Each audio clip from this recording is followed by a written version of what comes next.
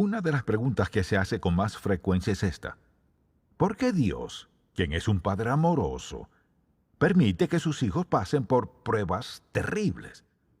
Pruebas dolorosas, ¿por qué las permite? Decimos que Dios es omnipotente y amoroso. Si Él es amoroso y omnipotente, es decir, todopoderoso, debe amarnos lo suficiente para no permitirlas. Entonces, si en verdad Dios nos ama, ¿por qué permite las pruebas? Simplemente suceden y ya. Creó Dios todo, se distanció y deja que las cosas pasen sin su intervención, o más bien está involucrado en ellas. Por ejemplo, pienso en los tornados, inundaciones y todas las penas, cargas y pruebas que la gente tiene que pasar. ¿Dónde está Dios en todo esto? La respuesta está en la Biblia, el único lugar donde hallar la respuesta real. Hay toda clase de opiniones. Algunos dicen Dios creó el universo, pero se mantiene distante, ajeno y no interviene en él. Otras personas dicen no sé lo que sucede, me es indiferente, pasa ya, aquí estamos y somos víctimas.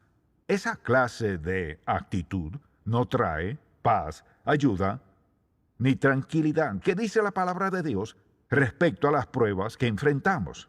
Bueno, vayamos a Santiago capítulo 1 porque él aborda este tema de cómo enfrentar los tiempos difíciles y hacerlo con sabiduría.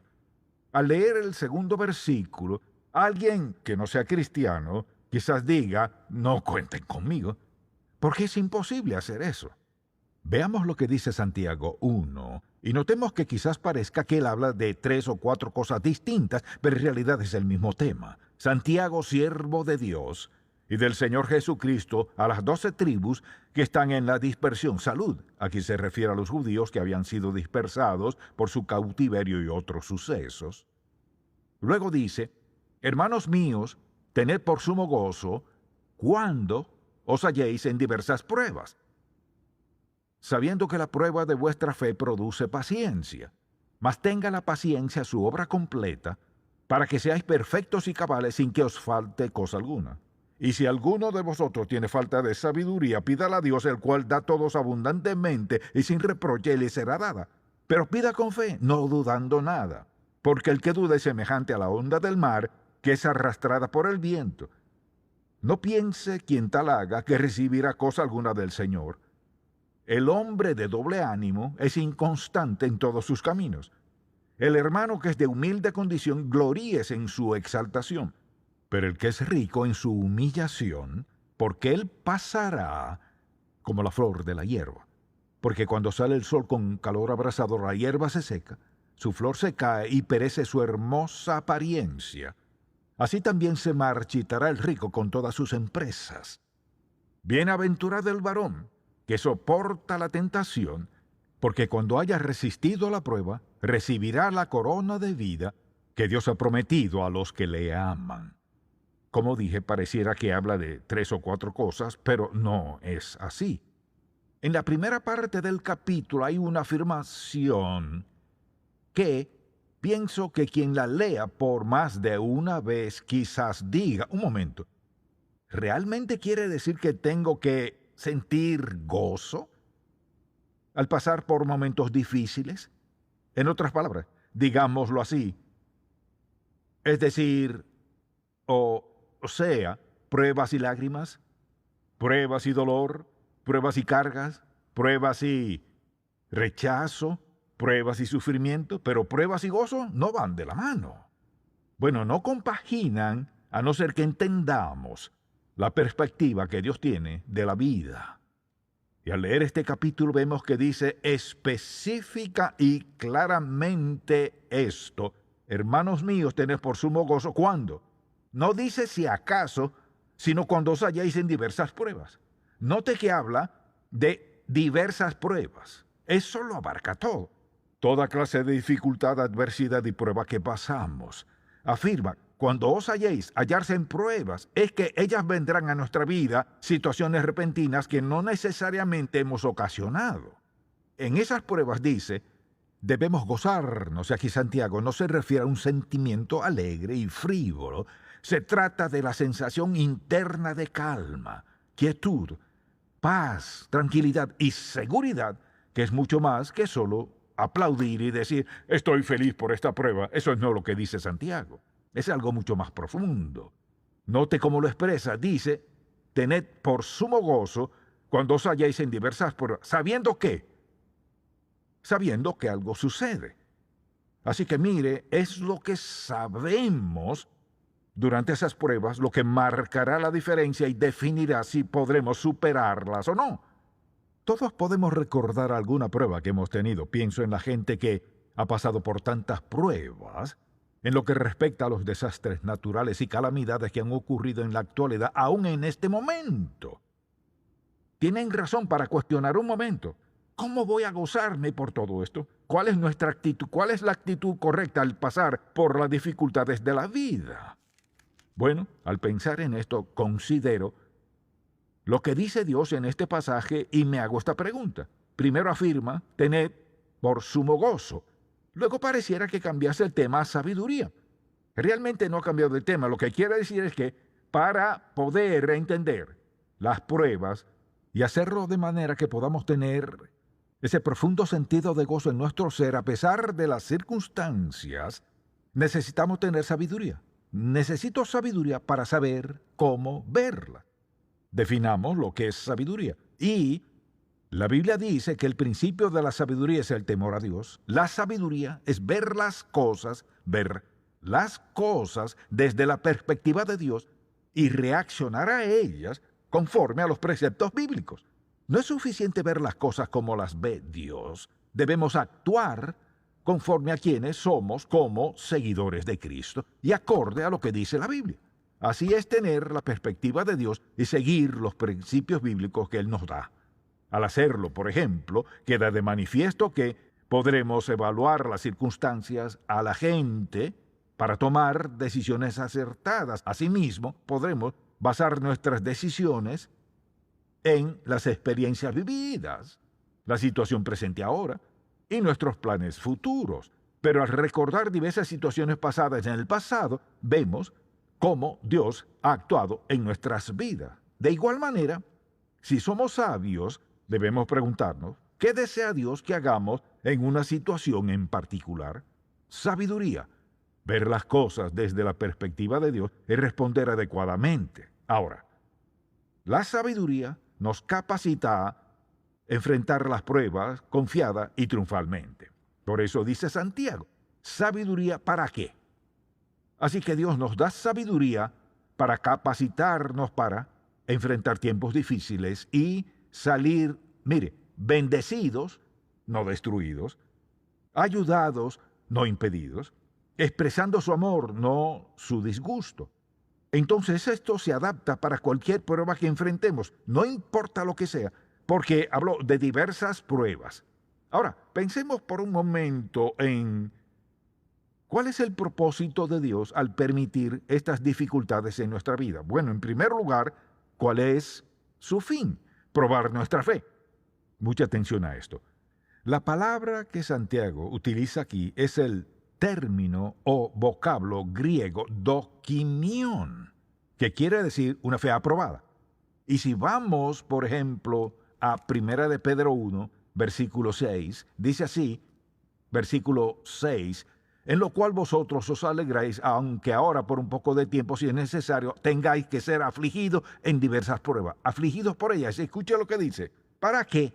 Sometida a prueba, dokimión, la prueba, la aprobación de vuestra fe, mucho más preciosa que el oro, el cual, aunque perecedero, se prueba con fuego, se hallada en alabanza, gloria y honra cuando sea manifestado Jesucristo. ¿Qué quiere decir? Simplemente, dice que podemos regocijarnos aunque pasemos por una prueba en particular. ¿Cómo nos gozamos? Dice, sabiendo que esta prueba es para hallar o probar que nuestra fe es genuina. Así que mucha atención. Probar que nuestra fe es genuina es algo mucho más valioso para nosotros que el oro o cualquier clase de metal precioso. Nada se le puede comparar. Entonces le pregunto, ¿diría usted que vale la pena una prueba para que Dios aumente su fe en su vida. Esa es la única manera. Dice, en diversas pruebas. Dice, ¿para qué sea hallada nuestra fe? Dios no nos prueba para encontrar falta en nuestra fe. La prueba de nuestra fe es para fortalecerla, porque la fe que no ha sido probada es incierta. Una persona que nunca ha sido examinada, probada, no sabrá si tiene fe o no. Los momentos difíciles de la vida edifican nuestra fe y la hacen ser lo que Dios quiere que sea.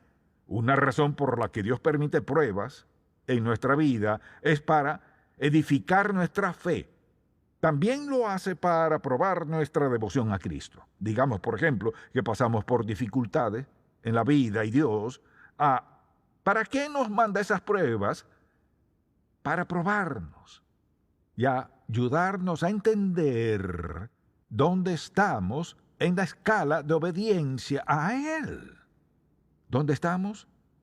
Si Dios nos demanda algo en una prueba, ¿estamos dispuestos a decir, Señor, aunque no me agrada, no lo escogería, te obedeceré, cueste lo que cueste? Mire, la única manera de saber cuán obedientes seremos es cuando nuestra obediencia es puesta a prueba, al ser aprobados, examinados. Y vemos que tenemos oportunidades de hacer lo correcto o lo incorrecto. ¿Cómo saber qué tan obedientes somos? ¿Dónde estamos en la escala de obediencia? Solamente cuando somos probados, solo cuando se nos ofrecen alternativas a la obediencia.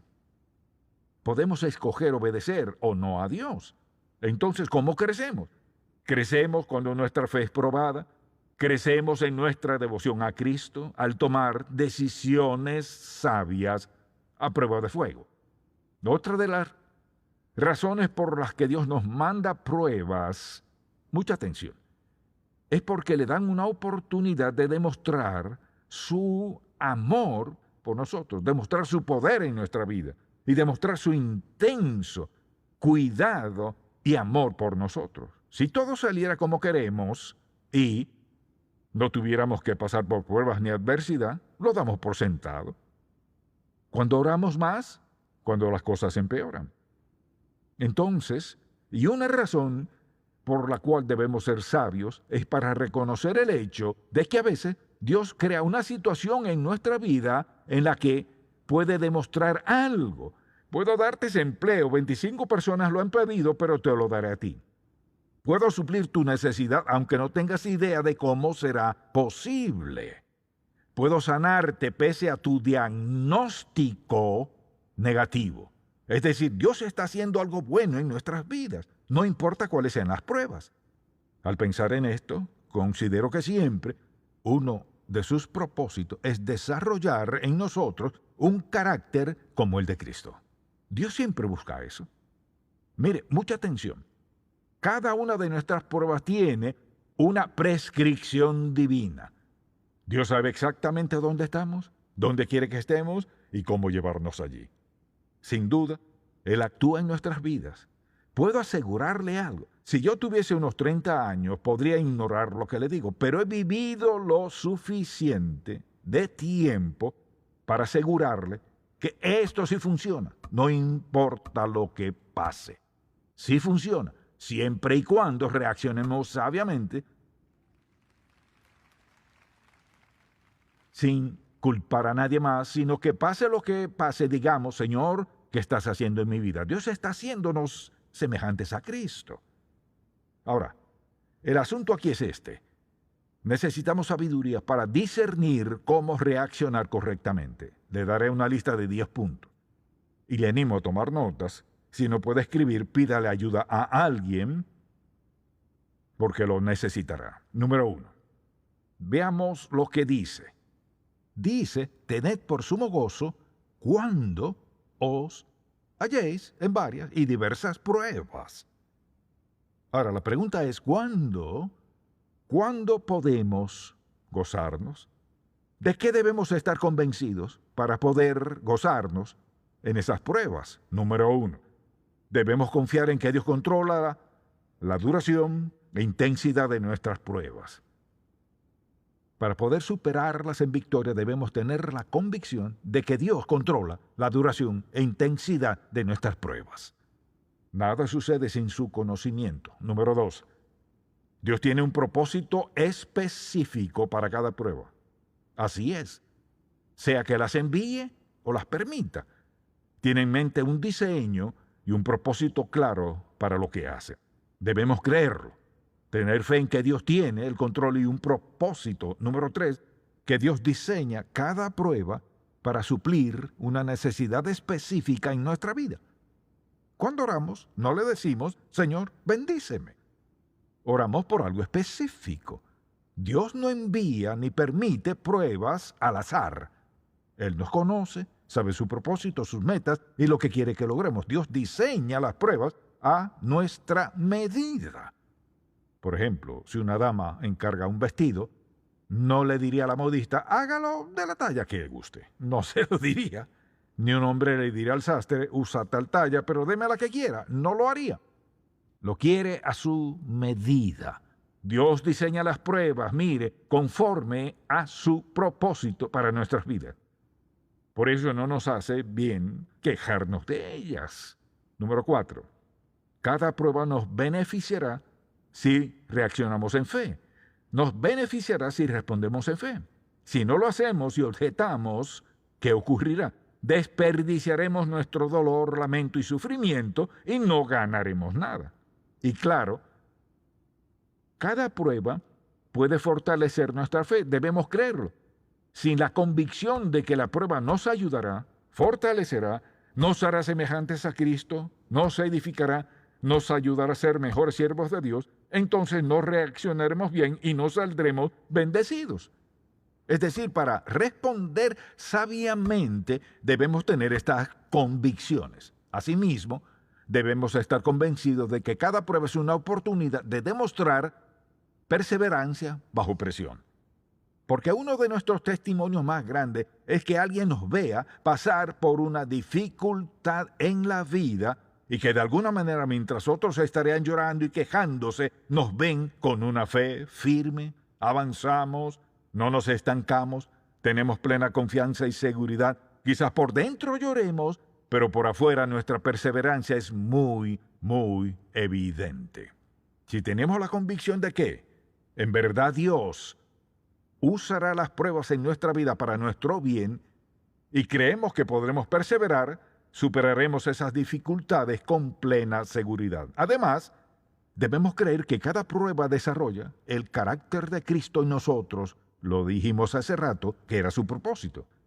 Con esa convicción, mire, si pasamos por una situación muy, muy dolorosa, creemos que Jesucristo la usará para hacernos semejantes a Él, madurarnos, edificar nuestra fe, transformarnos, equiparnos para algo en el futuro. Si no lo creemos, no responderemos bien.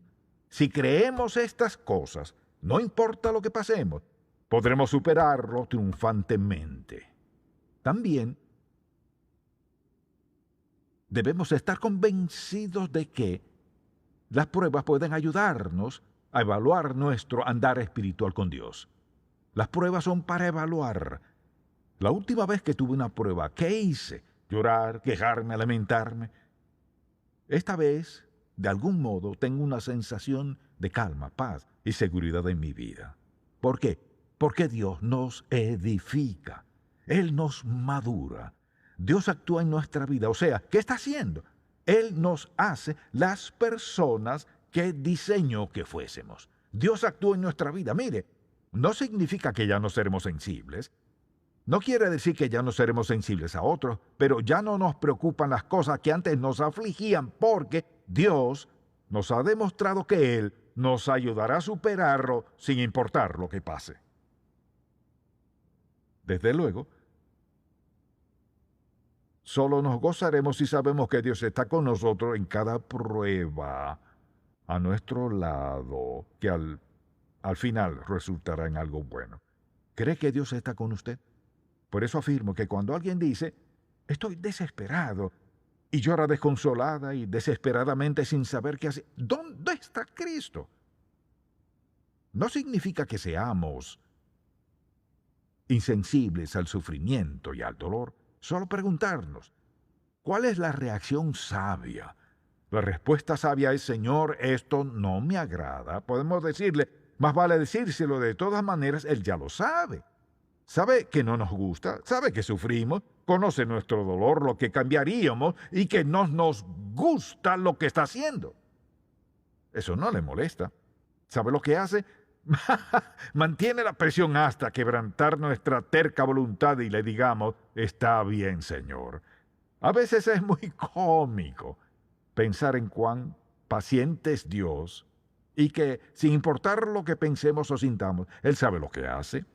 Creo que quizás a veces Dios sonríe, porque mientras estamos quejándonos y llorando, Él ve algo maravilloso que hará en nuestra vida y Él dice, y poco a poco nos va llevando. Y Él sabe que cuando lleguemos diremos, gracias, gracias, gracias por no haberme dado lo que pedía. Gracias, amado Dios, por no hacer lo que quería que hicieras. Y la razón es esta. Dios nos ama tanto para sucumbir ante nuestras quejas, porque tiene algo grande para nuestras vidas. También debemos creer que podemos vencer toda prueba con la gracia y el poder de Dios. Si creemos esas 10 cosas, seremos sabios para enfrentar cualquier cosa que Dios permite en nuestra vida. Ahora, la pregunta es esta: ¿cómo reaccionar? ¿Las pruebas están allí, seguirán viniendo, seguirán aumentando? Cuando se tornen más difíciles, recordemos que Dios tiene algo cada vez mejor, no peor y peor. El asunto es, ¿cómo reaccionará las pruebas, las cargas y las cosas que Dios permite en nuestras vidas? ¿Para qué? Cuando Él nos lleve a ese punto, estemos listos, preparados, y nuestra influencia y habilidades y nuestro testimonio sean de impacto en la vida de alguien que necesite lo que sabemos. Quizás diga, ni siquiera soy creyente. No me habla acerca de ese gozo. Ni siquiera soy creyente. Eso lo entiendo.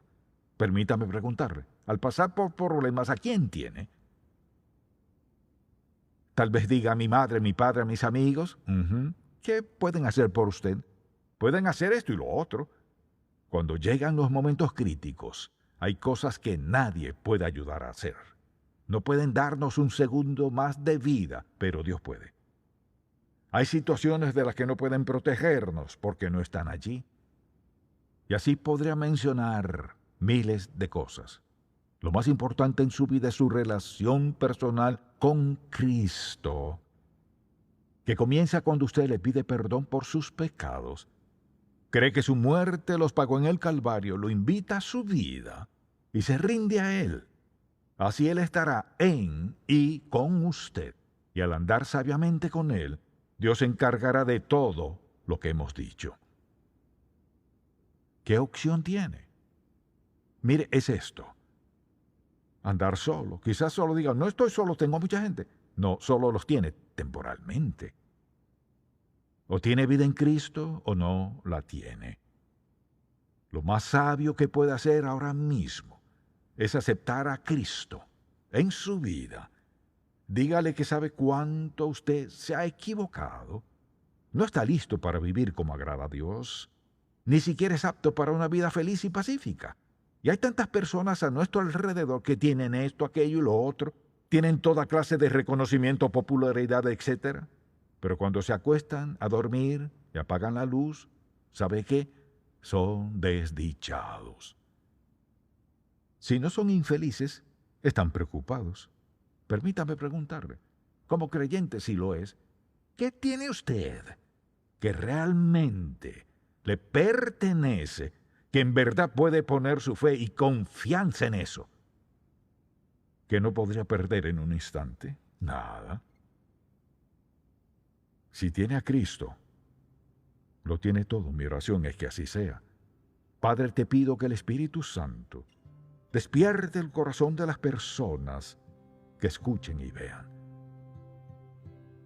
que han sido engañadas a creer que están bien, cuando la única esperanza del cielo es Cristo, cuando el único amigo verdadero y eterno es Jesucristo, el único que puede atender todo aspecto de nuestras vidas es Cristo. Concédeles sabiduría simple para decir sí en este mismo instante.